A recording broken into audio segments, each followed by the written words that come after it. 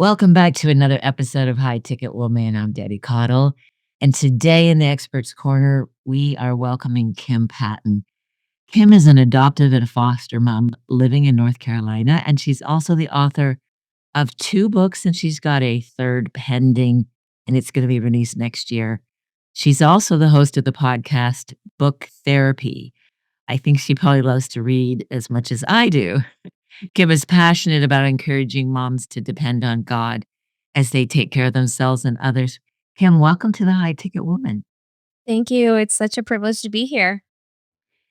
I'm really excited to hear your story, especially the whole journey through fostering and ultimately, I know you adopted.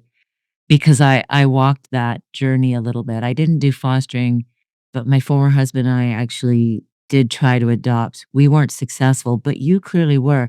Let's start at the beginning, Cam. As someone who's also written a book, I'm super curious about your journey with writing. I mean, you're on your third book now. So, and you and I talked a little bit about before the show. Your books have really sort of told your journey through life, haven't they? Yeah, I used to talk a lot when I was a girl, and my brothers always told me. I have 6 brothers, and they were always like, "Kim, you don't have to tell your whole life story. Nobody needs to know your whole life story." And as I've grown up and I love to write, I have just told my whole life story. One book at a time. Yeah. So, my first book is kind of my childhood memoir coming to age. I really felt like the Lord was encouraging me to write about the journey, that my brothers and I went on in a household of 7 kids. I was the only girl, and I felt that they pushed me to be, more competitive, more tough, than I would have been without them. My parents did an amazing job raising all of us.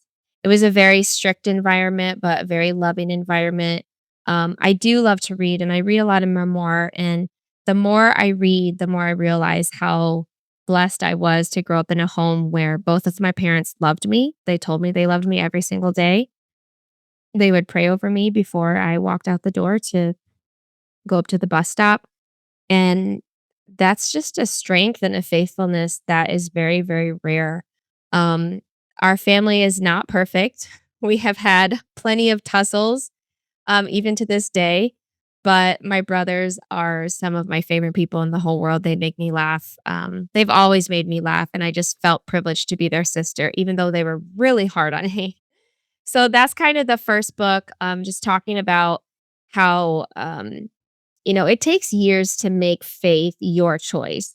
We can grow up in a Christian home or even in, just a there's an influence and you have to choose that for yourself. So it took a few big decisions, and I've gone through a little bit of pain personally, but it has brought me to a place of ownership in my faith. And then my second book kind of spans my 20s. Um, it's called Struggling. It's nothing wasted, struggling well through difficult seasons. And I highlight a lot of the difficult seasons that God brought us through in my 20s. And mainly those were, financial, loneliness, being away from family, a lot of health struggles, um, marriage, wondering if you married the right person and how to kind of get out of this pit of, well, I don't really like you very much right now. And well, I don't really like you either. So, what do we do about it? Um, just the real nitty gritty of life. And I think that most people would say that I'm a pretty happy, joyful, energetic person. But there was a lot of struggles, and I had a hard time, grappling with the jobs that God was giving me, um, not being able to have children, not being able to even have one positive pregnancy test in my life. I'm thankful that God saved me from miscarriages. I didn't have to go through the grief of a miscarriage. I know many of my friends have, and I'm thankful that He saved me from that. But um, he did bring me to my family, and he has brought my husband and I through some of the toughest storms. And it's just a testament to his faithfulness. And I wanted to tell those stories because I wanted to give hope to women who were struggling silently and let them know that you are never alone. You are never alone. There's always someone going through the same thing you're going through. I just read a book by Tim Challies, and he lost his son at 20 years old suddenly. And in one of his chapters, he talks about how suffering is not unique. You may feel when you have lost a child that you are the only person in the whole world who is suffering to that degree that day. And that's not true. There have been so many people that have gone before you who have suffered in a similar way to what you're going through right now. And I like that because it gets our eyes off of ourselves. And then the third book that I'm working on, it's a work in progress. I am praying through the manuscript and laying hands on it and saying, God, please give me wisdom because, I want it to be a beautiful, beautiful project that people really relate to. And that takes a lot of work. You don't just sit down and write and people read whatever you write. They won't. If it's not interesting, they're not going to read it. So as a writer, I have to do the hard work of chiseling the manuscript into a compelling narrative that brings people closer to the Lord and brings people to the awareness that, again, they are not alone and they may struggle and they may have questions just like I have. And so I want to tell my story so that they can feel less alone and also feel empowered to whatever God has called them to do. I find that for me, writing is it's just therapeutic. Is that true for you? Did you, even though your brothers were telling you you didn't need to write your story, did you feel compelled to write it first for you and then for others? I've heard professionals say the first book that you have in you is for you. And I think that there's a difference between writers who love to write and people who have great stories and others have told them, you should write a book. Well, it depends. For me, I was writing from a very young age. I remember writing poems and I would sit out in my tree fort in the backyard with fresh notebooks and write with a pen. I did not ever use a pencil. I loved writing with a pen and just that crisp new page and those lines and just fill them up, just page after page after page. I wrote poems. I wrote a lot of poems, which is funny because I don't I don't write poems anymore, but I wrote so many poems. And then I wrote an essay in high school that won me some scholarship money. Um, but writing has always kind of been just the way that I process. And I think that God makes us all creative. We're all creative in one way or another. And writing in words is kind of like I'm 35 and I'm finally realizing, okay, my whole life I've been attracted to words. They say that like humans are attracted to faces, which is so true. I think I'm attracted to faces because I am a people person, but I think I'm attracted to words. They're so exciting to me. And so I'm always, if you sit me down with a group of people and we're all working on a project and you have color pencils and markers and you have some people who will draw flowers, you have some people who will do a black and white something. You have some people who pick up the paint and are obsessed with watercolor and mixing colors or acrylic because they like the boldness. God made us all creative. If you sit me down with all of those things, I am going to write something and decorate it. It's going to have words. There may be some decorations or whatever, but yesterday I was at a children's museum with my daughters and my husband, and my husband and I raced doing a word search, and he beat me, and I was a little mad about that. But then, my daughter was stamping, and she's just doing all these stamps, and she was having so much fun. And so I flipped the page over and I wrote "You are my sunshine." And then I made the "you" in sunshine a sun and I decorated the U in sunshine. And then the song came over the loudspeaker, "You Are My Sunshine." And I said, "Eden, do you hear that song?" She's like, "Yeah." She started singing it and I showed her the paper and I was like, "I'm making this for you." And guess what it says? "You are my sunshine." And so it was a beautiful little moment, but that is how God made me. So yes, therapeutic, absolutely. I say that if I don't write, then I'll die. I'm gonna write, I'm gonna publish. There's really no alternative. That's how I process everything. Yeah. Whether or not people, and I mean, people do enjoy reading it. Obviously, they've bought my books, but it's the vulnerability, I think, that is most appealing because I'm willing to admit my mistakes. I'm willing to tell about my worst days because that's the kind of writing that I love to read. I wanna hear about your lowest of lows, and not even just how you overcame it, but I really wanna hear about your lowest of lows because I want to feel validated as a human. And so writing about the human experience and reading about the human experience, I can't ever get enough. I will be reading and writing about the human experience Yeah. forever. You said something earlier on. You said it takes years to make faith your choice. And you alluded to some of the struggles that you've gone through, but you opened up a little bit about just not being able to have, children biologically. Is that what I talk a little bit about that journey? I love you also that you just said vulnerability is what's most appealing. Your part of your story is this struggle that you had to not have children that led you to ultimately decide to foster.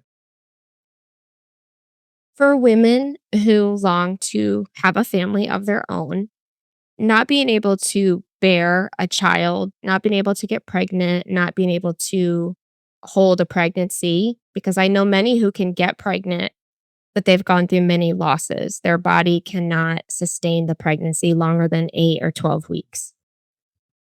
For that woman, you are facing an impossible question, which is, God, why? Why have you forsaken me? Why have you forgotten me? Where are you? Do you not care? Do you not know that I've been carrying around baby dolls since I was 3 years old? Do you not know that I begged my mom to take me to first aid training at 12 years old so I could get my American Red Cross babysitting certificate and start babysitting in the neighborhood? Mm. The biggest passion of my heart was to become a mom. And of course, I didn't know how difficult motherhood was until you actually do it. But, even at the Children's Museum yesterday, there was this little corner where there was doctor jackets and baby dolls and blankets and little medical kits, and my five-year-old put on her little white jacket, and she started carrying around this baby doll, and so we were, evaluating the baby doll and all that. But I started swaddling the baby, and I was just thinking to myself, I loved babies so much. I was obsessed with babies. And I would beg my mom, when she was going to bring a meal to a new mom, I'd say, "Oh, can I come with you? Do you think they'll let me hold the baby?" I was just obsessed with babies. And I think a lot of women are. I would say not all women have the innate desire to mother, but we are natural nurturers. We take care of people. Even if we don't want to become a mother, or even if we don't feel like we'd be a good mother, or we don't like to babysit, we are natural caretakers. We do an amazing job bandaging up the wounds of others. We give people water, we give them food, we welcome them into our home. We are such beautiful mother hens, and God made us that way. So the fact that I wanted to be a mom is not really a surprise. But when he denied me pregnancy, it was the biggest wall I've ever come up against because I didn't see a way around it. I didn't see a way out. I just thought, well, what in the world? How am I supposed like, what do you mean I can't have kids? That that it didn't process. So I was in denial for several years. And what I mean by that is not that I didn't know that I couldn't get pregnant. Obviously, it was very obvious I couldn't get pregnant, but I didn't know how it was affecting me emotionally. And I didn't realize that there was another way to grow my family. So it's almost like I was denying my own right or my own privilege to mother because, well, God hadn't given me children and God's not letting me get pregnant or God's not making a way for me to birth children. So it's just a wall. And I came to a point where I had to grieve and I realized I have got to do something because it's obviously not happening. The doctors are telling me it's probably not going to happen. We don't have the money and I don't really want to do IVF because my body had been through a lot physically and I just didn't feel called to go down that journey. So my husband and I had to sit down and decide how to grow our family, which is so weird. It's the furthest thing that I ever wanted. I wanted the pregnancy announcement. I wanted to eat ice cream on top of my swollen belly and, have my husband bring me stuff because I got to be the pregnant woman who had cravings. I wanted all of that and I never got it. But what God showed me through that time and through bringing us our daughters is that he already knew who our kids were. He chose them a long time ago. It was no big thing to him, but he had to get me to a point where I was ready to receive the children he had provided for me. And How did you make the transition? Because I understand what you're saying. It was a journey. How did you make the transition between questioning God? Were you ever angry with God, or how did that impact your relationship with God? I think is my question, at least initially. the denial really allowed me to just ignore the problem and um just expect it to happen at some point. And so I wasn't really mad at God. I was more of just not dealing with it. I was just pushing it away. I'm like, well, it'll happen one day. And I got to the point where I was saying, okay, God, bring me my children. And there were some really crucial days. I I think that sometimes our faith is grown in years, months, over a long span of time. But sometimes it's like a light switch. And there was one day that I could not stop crying. Um, I went to the bathroom at church and I was in a skirt and I sat down on the stool and I was just crying using the toilet paper to wipe my eyes. And I just thought, how in the world do I have no kids? I am supposed to have kids. And I went home. I did not go to church. I told my husband I'm going home. I drove home. I laid on the couch for probably 6 to 8 hours. And I had a friend who had gone through infertility and adoption come and sit with me. And she sat with me for hours and she helped me grieve. And I like to say that I grieved my infertility in that one day because I finally came up against the wall and said, okay, I'm going to do something about it. I'm not just going to keep staring at this wall. I'm going to do something about it. And the next day, I started making phone calls. I started researching. I started doing the work. And I felt like God was telling me, your kids are out there, go get them. And he was right because Ashley was pregnant at that moment. It was like September. Friend? She's the birth mother. She's our daughter's birth mother. And she was pregnant in, September of 2019 when I prayed that prayer and said, I felt like the Lord was telling me my kids are out there, go get them. And it wasn't just my child, it was your kids. It was plural. So I felt like God was saying, like, your kids are out there. There's kids who need mom, and there's kids who need a mom. So go find them. And I'm like, okay, I will.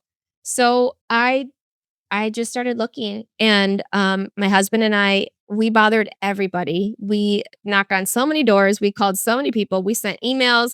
It was embarrassing the responses we got. They were like, you are not doing this the right way. You need to follow So I the want to process. I want to understand this, but you're knocking on doors saying, "Do you have a child that it needs raised?" Like, oh, what are you actually saying you did?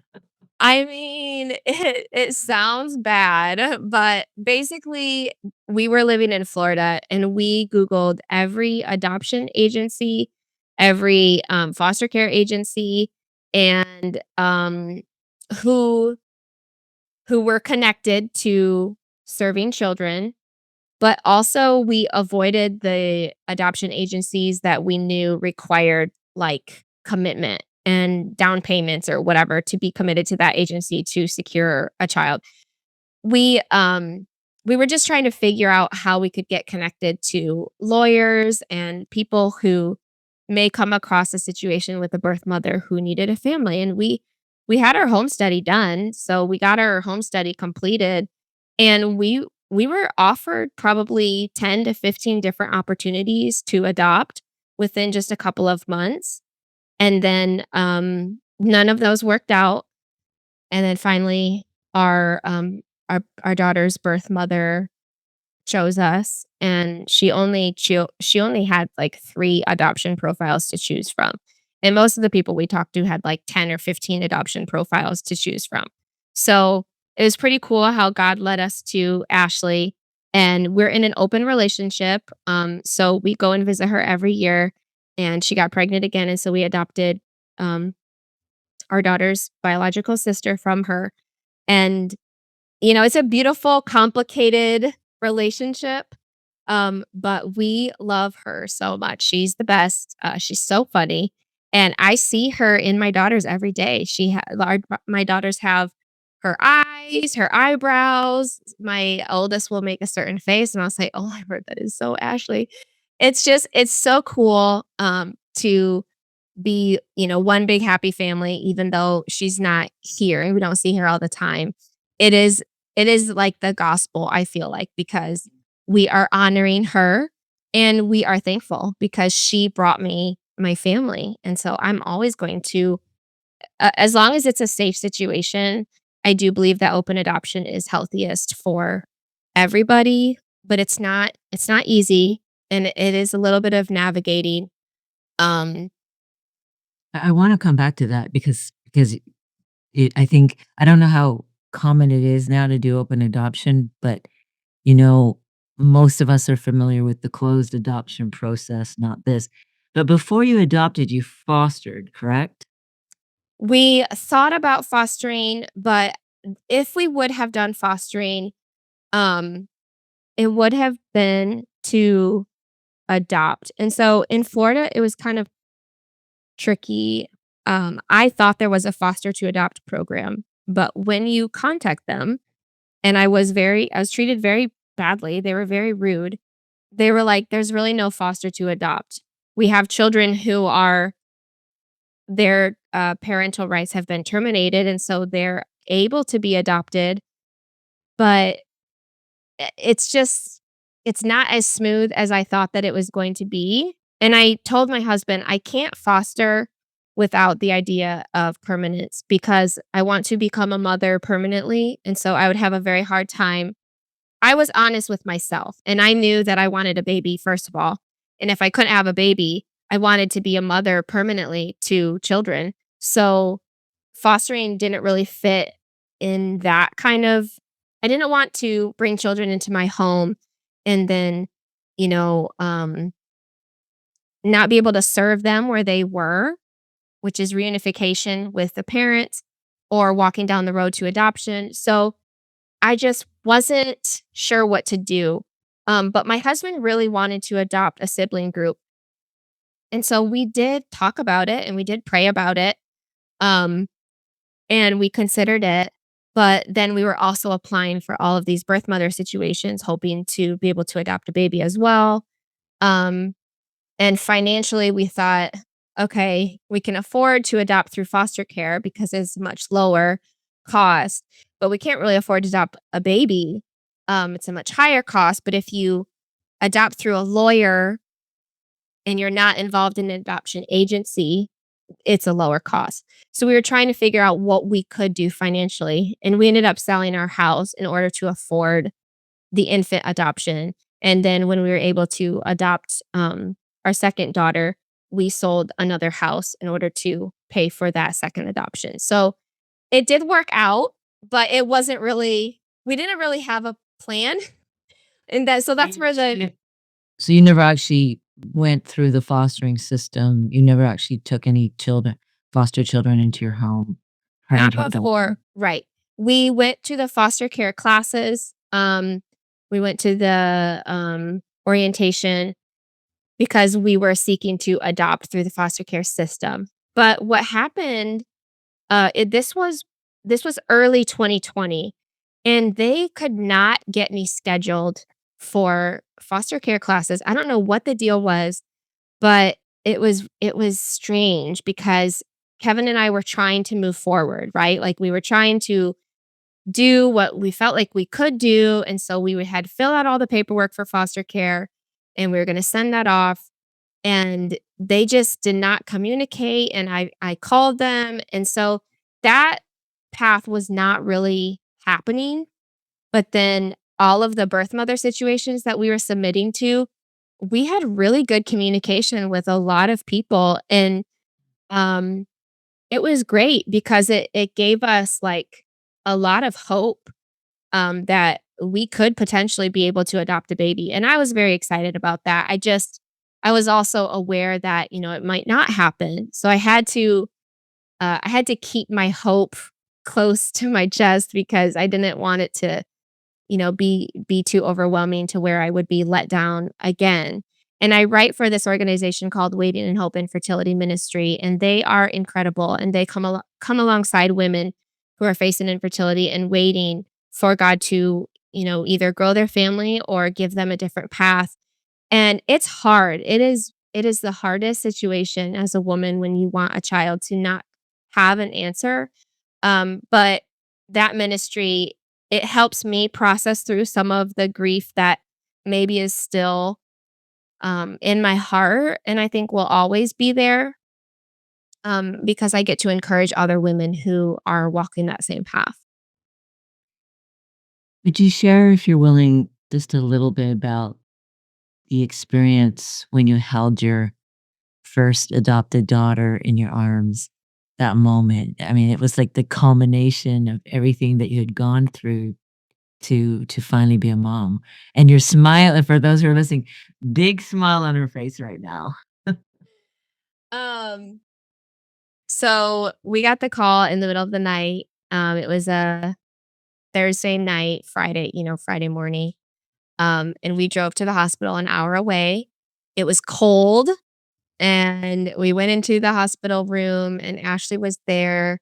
Um, and our little baby girl was on the table to the side. I think they were like doing her temperature. They were putting little warmers in her feet near her feet to bump her temperature up. They had put in the salve on her eyes.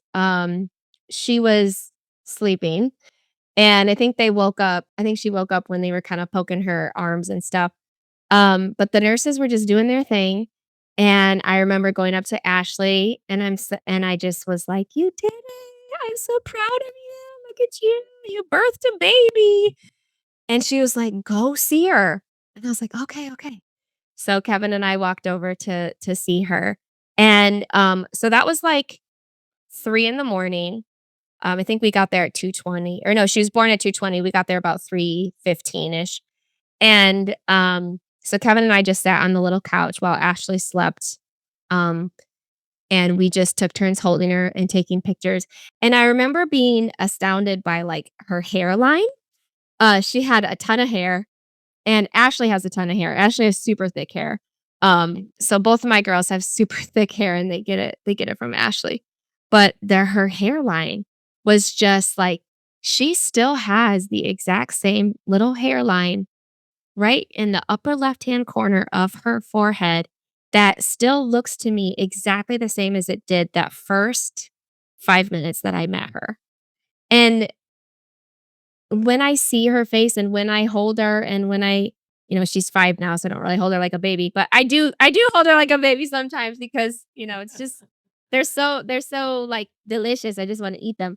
But, I just look at that hairline and, yeah, holding her, she wasn't mine at that moment. She was Ashley's, and the nurses knew it, Ashley knew it, I knew it.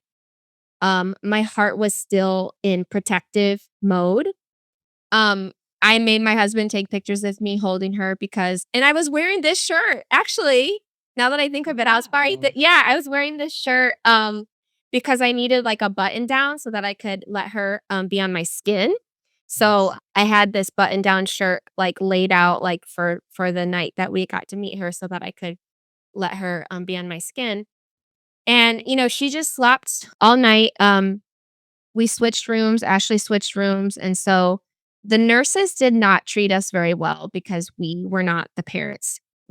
Ashley was, and by law, they have to legally serve the birth mother, which makes sense, but that means, like, they didn't really acknowledge us at all, even though we were taking care of the baby. So we fed her with the little bottles, and we talked to the nurse and we changed her little diaper. But she still wasn't ours. So I think the moment that you are probably referring to is Sunday night when we got to take her home. So we got kicked out of the hospital on Saturday because Ashley signed herself out of the hospital and she had to come back and sign the adoption papers. So we didn't actually legally have her until Ashley signed the adoption papers on Saturday night, and it was too late for us to um, go see her. So we came Sunday afternoon, and when they gave me Eden for the first time with me as the mother, I completely broke down and I squeezed her. I squeezed that girl. Um, because the nurses could finally talk to us like we were human. And they told us everything they wanted to say and had been holding in for 3 days, because they couldn't legally talk to us about everything until the baby was ours. And so I cried, I squeezed her, and I just told the nurses, I was just like, "You have no idea what we spent to get this baby." Um, and we named her Eden Renee, and, has a lot of meaning. And likewise with our second daughter, I never thought that I'd be able to have 2 babies and get to do the baby life back to back. And it was really, really hard. It was not easy. I was beyond exhausted and pushed to my limits more How far apart are often. they? How far They are they are 15 months apart. So, yeah, we Eden was 8 months old when we found out Ashley was pregnant with Shiloh, and then Shiloh came a month early, so they were supposed to be 16 months apart, ended up being 15 months apart. She was in the NICU for 10 days, and then, she has special needs, so we are discovering now the name for what she's been struggling with for 4 years. And that's hard because looking back at the 4 years we've had her, we've known she's just had struggles, but we just didn't have a name for it. And now that we have a name, we're trying to figure out, like, okay, what are these sensory sensitivities and how can we serve her and how do we help her? Because it doesn't make sense to us why she's throwing a tantrum, but her body, is telling her things and we have to work with her and try to get her into occupational therapy. So, in being an open adoption, it's a beautiful, beautiful thing. But just like any parent would say, it's the hardest thing and the best thing they've ever done. What made you decide to do the open adoption? Was that something Ashley requested or something you guys wanted right from the beginning? We we like the idea of working with birth mothers. I think Kevin and I both kind of explored, well, what are some ways that we can make this not about just getting a baby? Because when I think about adoption, if I'm being vulnerable and honest, I would say I wanted a baby so desperately. I felt like I couldn't go on unless I had a baby. And I know a lot of women that would agree with that. The desperation is just overwhelming.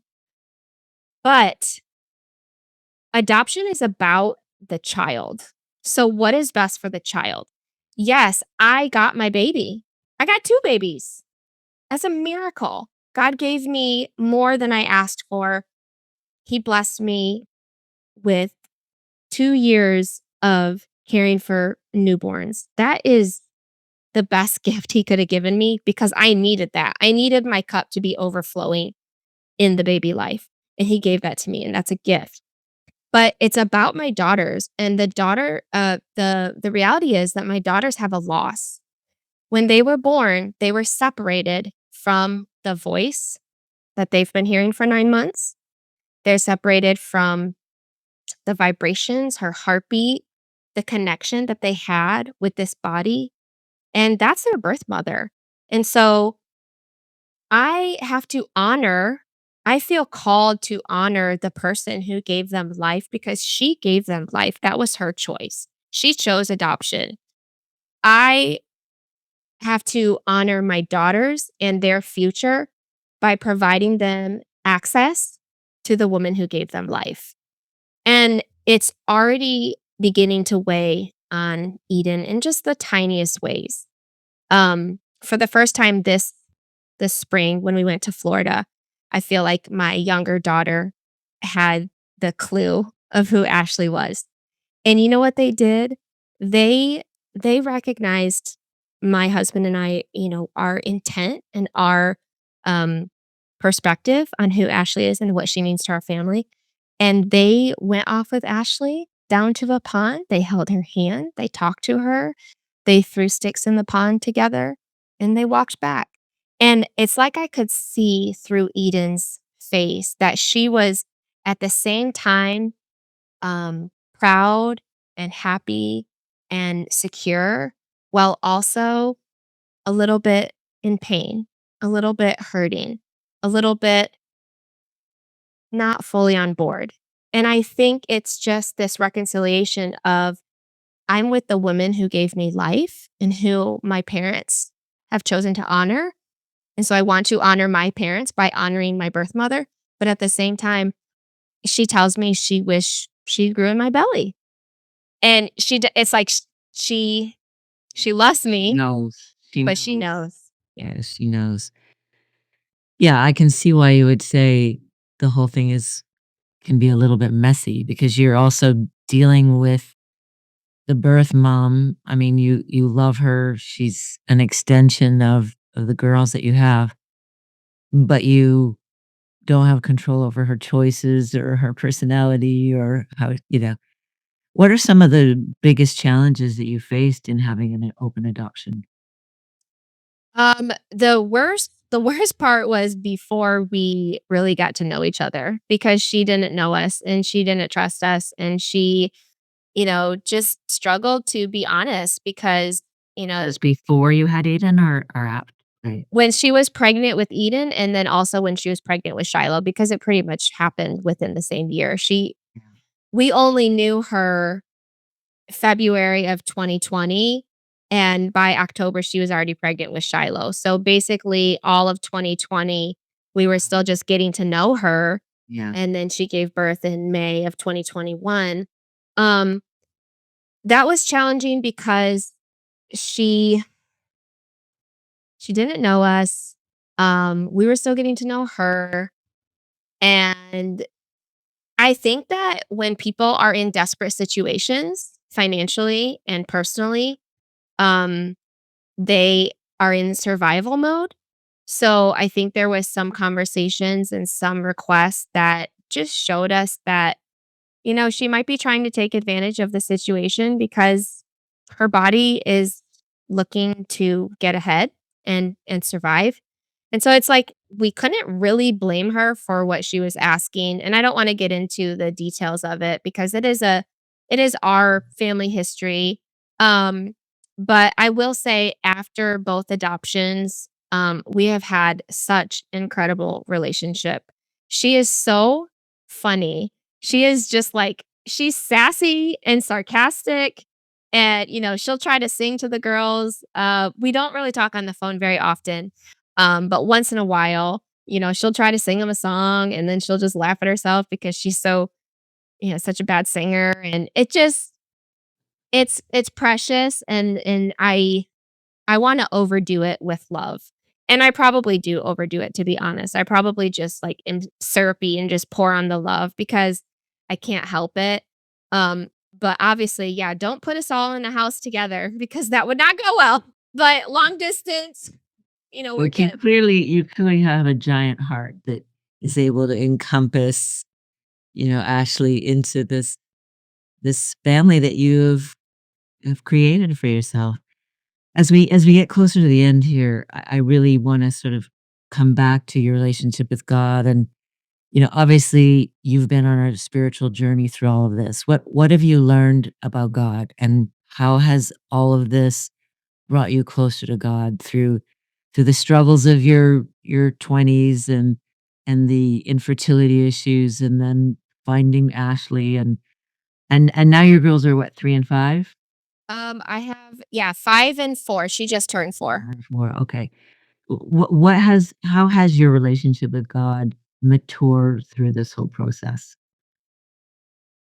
The biggest thing that is kinda always on my heart is how do I become more dependent on him? I think part of the struggle of my 20s was just trying to do things in my own strength, you know? I grew up tough, I grew up strong and, um, competitive and capable, and even though it was discouraging growing up, I felt like I was always behind, like I had something to prove. I think maybe in my 20s, I was really trying to prove myself. And the way that God sees us, we're made in his image. We're given everything that we need to do his will. I read that this morning. Like we have everything we need to accomplish what he has set out for us. So where am I getting my strength? Where am I getting my identity? And becoming more dependent on him looks a lot like just a lot of surrender. I had to surrender my womb, my body, surrender my future dreams and goals of what it looked like to build a family. I wanted 5 kids, and when I married Kevin, I was super excited to one day have 5 kids with him. Of course, he only wanted, like, 2, so I think we settled on possibly having 3. Um, I didn't know what our family was gonna look like, and so surrendering to God, I've always been a planner, and so having the future just stripped away from you, it kinda takes away your plans, and it says, like, "What can I do today to submit to him, and what do I feel him whispering to me?" Um, in this writing process of this 3rd book, I feel like, I'm jumping the gun a little bit. I'm a little bit too antsy to get it out into the world, and I was praying about it yesterday and today and just really struggling with God and saying, "I know you want me to write this book, so why is it so hard?" And I feel him telling me, just trust the process. The people who want to hear it and need to hear it are out there and they don't know it's coming, but I'm preparing their hearts for your words and I want you to prepare the words and I want you to make it really interesting and good so people are going to love it. And that's a high calling. Like I have to get to the point where I'm not just a writer because I like to write. I'm a writer because God has beautiful things to say to people, and he wants to use Mhm. me to let them hold a book in their hands, which I absolutely love. I love holding a book in my hands. I wanna share that with people, and God wants to share my stories with people, but I cannot do that if I don't sit my butt down and get to work and submit the manuscript to him and pray over it and ask others to pray for it, and just for me to have the wisdom. So it's all about giving up and constantly checking myself and saying, Giving up your will and surrendering to "Yeah, God. just That is I need to chill out." a daily process, isn't it? What would you say, let's wrap this up with, I think, a final question. What would you say to any woman or any couple out there who are considering adoption, who are considering, I mean, they've gone through what you've gone through, or they just want to add to their family through the adoptive process. What would you say to them? Foster care and adoption is close to the Lord's heart, I think, because they're souls. one thing about fostering right now, we foster teenage girls, and I look at them and they're beautiful, beautiful creatures. They're just super special. Their personalities are so different and unique and fun. And I see that. I mean, they're a hot mess. They are sassy as all get out and they don't listen and they make me want to pull my hair out sometimes. But they are so wonderful. They have the most beautiful smiles and laughs. And so when we look at growing our family, it's easy to just think about, like, what's in it for me.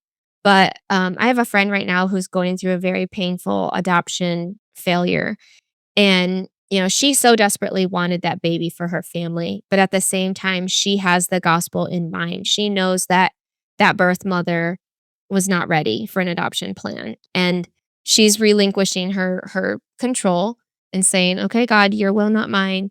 What's best for the baby? You do what's best for the baby."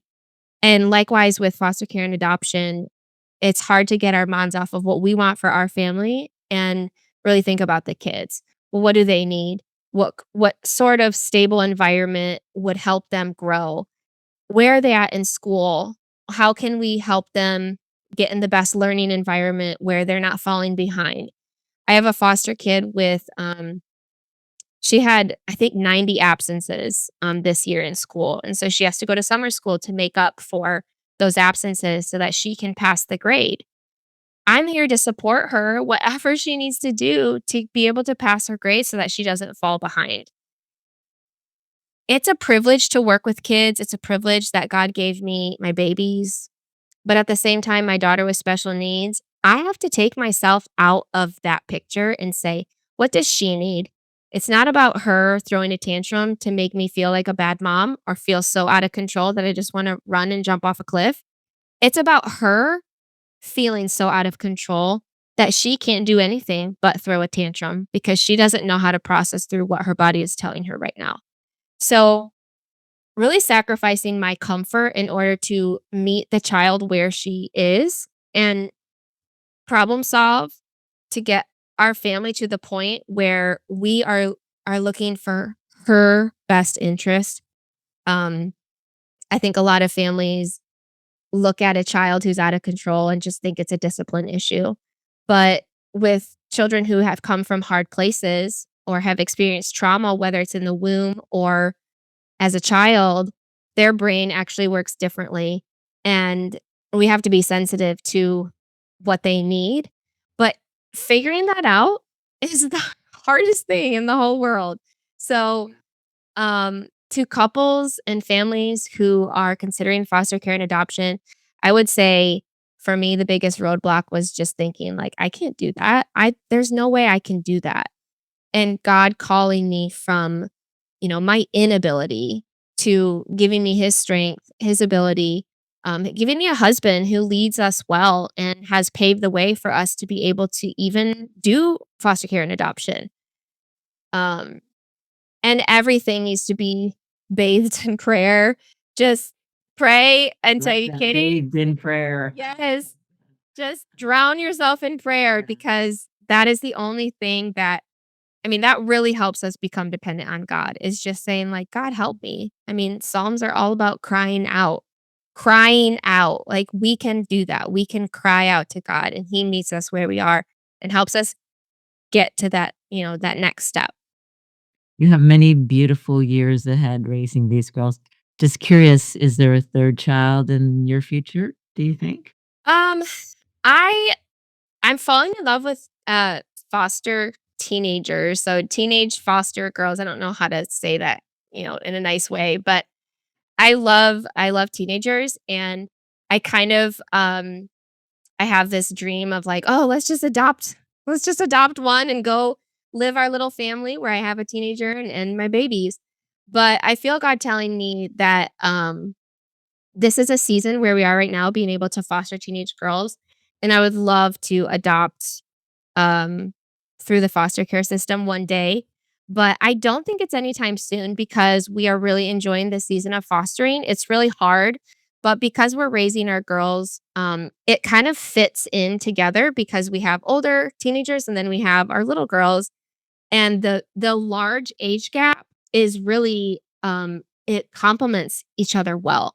So I'm enjoying this season, but yes, I would say I would love to adopt again one day. That would make me so happy. I have a feeling your family is gonna grow a lot bigger than you think it is. I think it's just in your nature. You're a woman with her arms wide open. Oh, thank you. Yeah, I love that I've had you on today. I've not ever had a guest on talking about this subject, and I think you're right. I mean, I certainly experienced infertility and never had any children, tried to adopt, and this story definitely touched me, and I know there's a lot of women out there who are going through this or who have gone through this. Thank you so much for being here today. For people who your book comes out, the 3rd one comes out next year, right? But for people who want to get your is your memoir for sale or Yeah, they're both on Amazon. My website is kimpatton.com. My website is kimpatton.com, and they're both on there. I also have ebooks and audiobooks of Nothing Wasted. I read the audiobook, myself.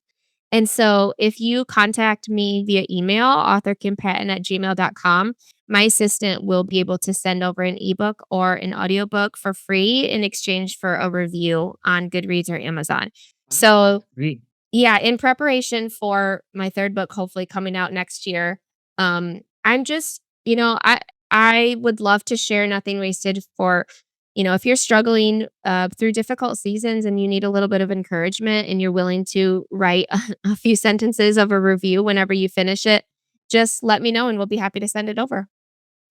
Well, that is a great a great trade, a great offer to give people. Thank you for that. So we'll put all of that contact information in the show notes. It's been a pleasure having you, Kim. Thank you so much. Thank you, Debbie. It's been awesome to be here. I appreciate you letting me tell my story. Um, in all of its guts and all of its grit.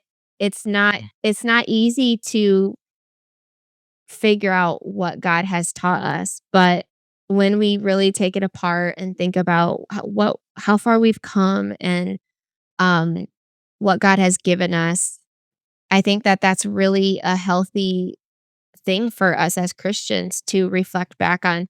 You know what, God, I haven't always done it right. It's been really messy, and I'm sorry I've had a bad attitude about half the time, but thank you for sustaining me.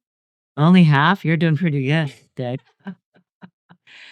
All right, everyone. Thanks for spending time here today. For those of you who are listening, my hope is that you walk away from this encouraged, strengthened, and ready to take a next step, whatever that is for you. Is that adoption? I don't know, but maybe that is part of your journey. But here's what I do know. God didn't design marriage to be a battlefield. He designed it to be a place of belonging, understanding, and growth. So remember your story isn't over because God's still writing it. So let's do the work to get you where you want to be.